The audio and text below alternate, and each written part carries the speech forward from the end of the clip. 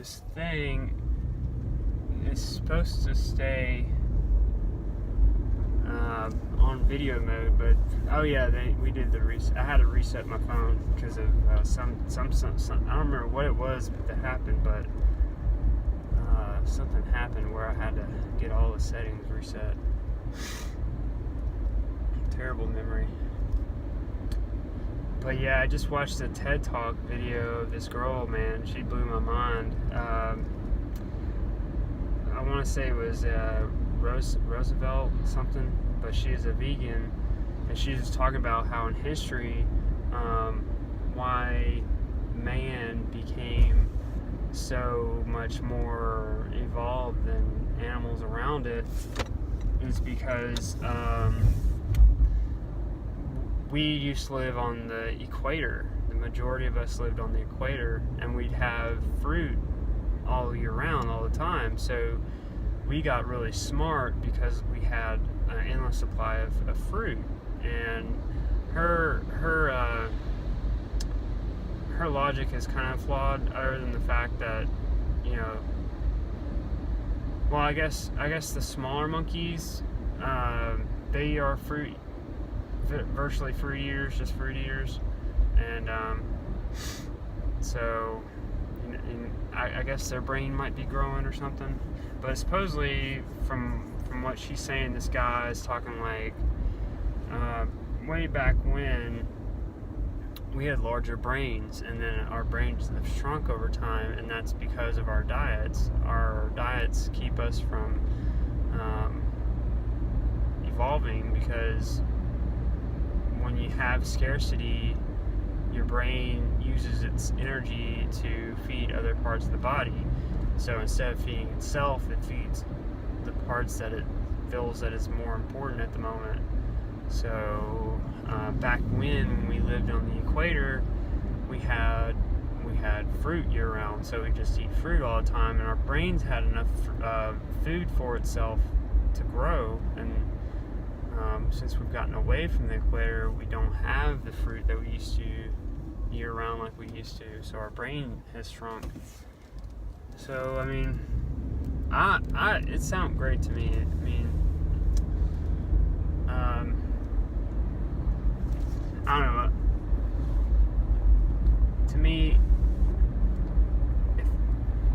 when I'm around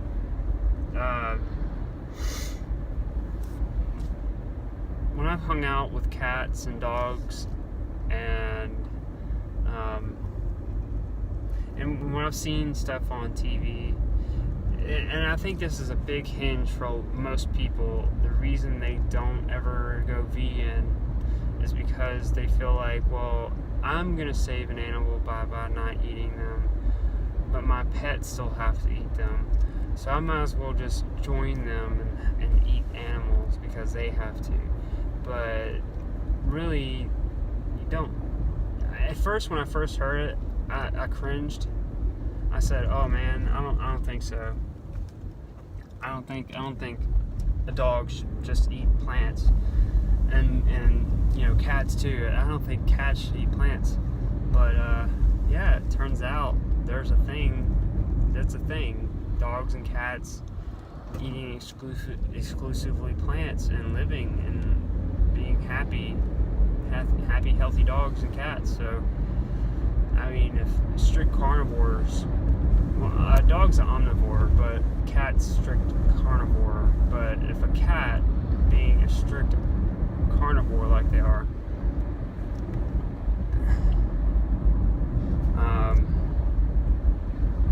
and being able to just consume plants. So that's the thing. Plants have all the stuff, supposedly all the stuff that plants have all the stuff that all the animals have that the cats eat. Their bodies don't have the digestive system to get all the things that are in animals that are in plants, like we do. And it's vice versa for us. We don't have the intestines for animals that we consume to get the stuff that we need for plants. So it took man, you know, it took our ingenuity to be able to come up with a way for we had to synthesize those minerals and nutrients that the strict carnivores are after through plants. We just had to basically pre-digest the plants and concentrate it enough to put it in their kibble and their feed to where they can eat plants and still live. And so it works. It's a real thing. So there's cats that are vegan, there's dogs that are vegan. So if a strict carnivore can be a vegan, and that's the thing, just because they're obligated to consume other animals doesn't necessarily mean in their short life that they live that they want to. It's not a matter of needing to consume animals. It's not a matter of wanting to consume animals. It's a need. They need to consume animals. So if they had a choice, if they could get what they need without consuming another, they would. My understanding is that way, and so it's possible. It's happening. Why would we even? I don't know. I just being part of the whole nature and all and supernatural and all is that everything's happening simultaneous. So what is everything? And that just goes to all ends and what is the end? It's subjective, I guess. So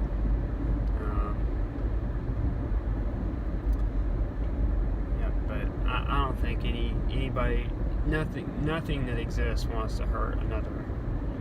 It's not a want. It's a need. They need to hurt the other, and it's not that they prefer to hurt the other. It's just they have no other choice, and that's being a vegan.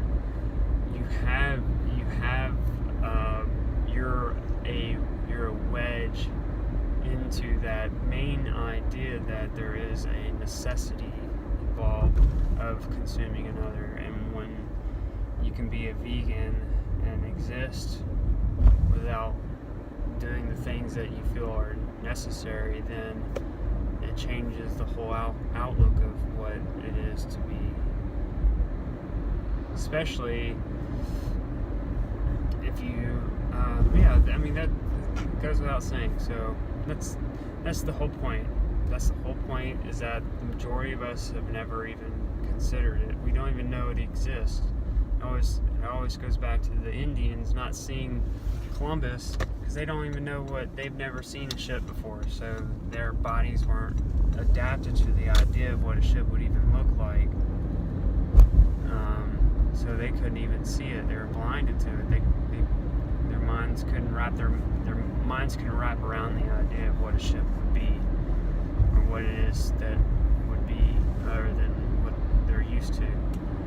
And so we're here in that moment of majority of the world, 7.5 billion people don't even consider the fact that they don't have to consume another. They don't have to hurt someone else to exist.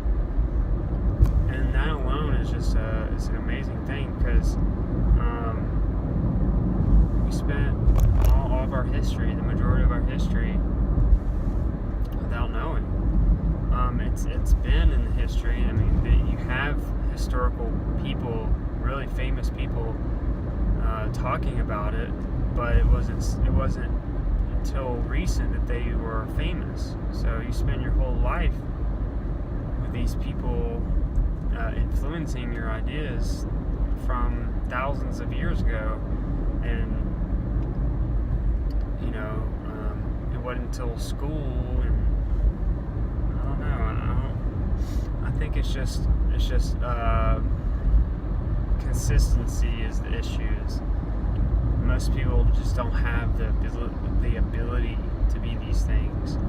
You got a lot of places that can't grow food for a large part of the time, and the only thing they can do is what they have, and that involves like the necessity of killing another or taking another, using another.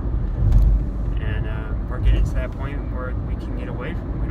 There's no necessity in it anymore. And it could have been where, like way back when, we would not need another. I mean, the ability has always been there. In my understanding, we've always had the ability to not have to. I mean, not always, obviously, but in the big picture of it all, we could have definitely done a lot better, without saying. So,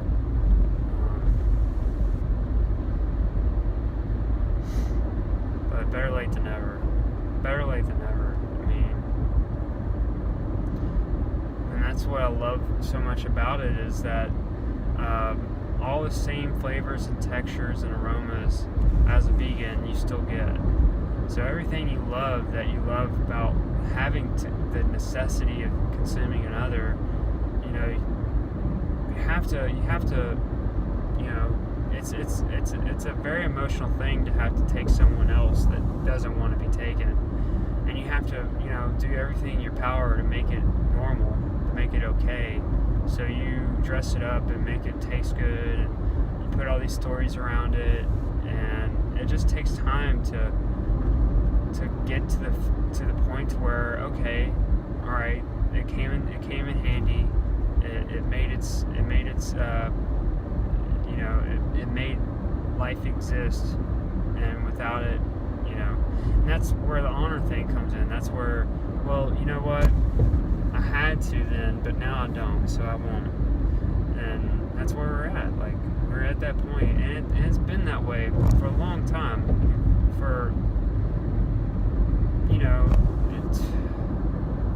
My understanding, it's been there for as long as there has been.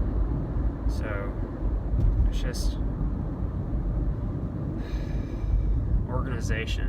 We didn't have the organization that we do now. Like, it is night and day of what it was. And so, yeah, it takes time. People realize that there is an option, and though everything works better, I think that's the big sell for it all. I mean, we already feel like we're sacrificing so much by having to, take someone else's life 3 times a day. Billions of animals every day. Not billions of animals, but millions and millions of animals every day. Every day.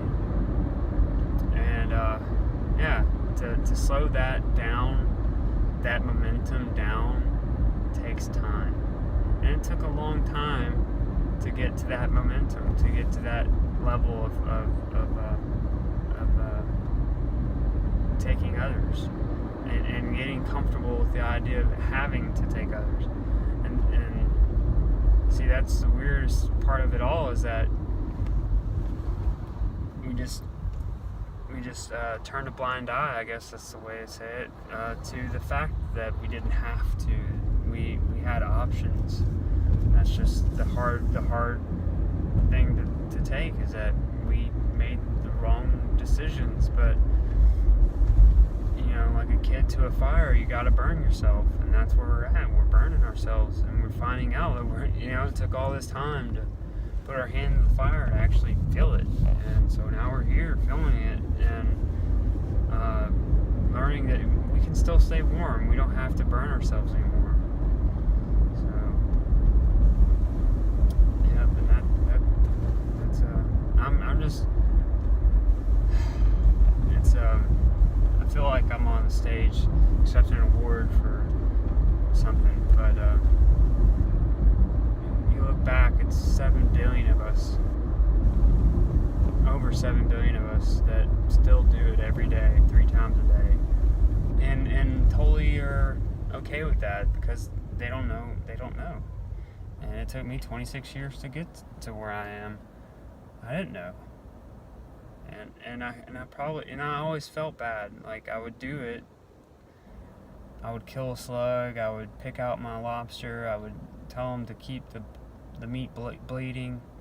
Not real. I mean, feeling bad about it, but not understanding why. And finding out that the reason why I felt bad about it is because I had options, and not knowing that I had options, that's the hard part to understand. Is, man, it's been around forever, and I guess that's the whole point, is that people are just sheltered by it. They don't know because they're not being told, so they don't know to look. And when they do see it, it's like an oddity. They don't know what to do with it, so it's kind of just like, oh, we'll just deal with that later. I really don't want to have it mess with my plans.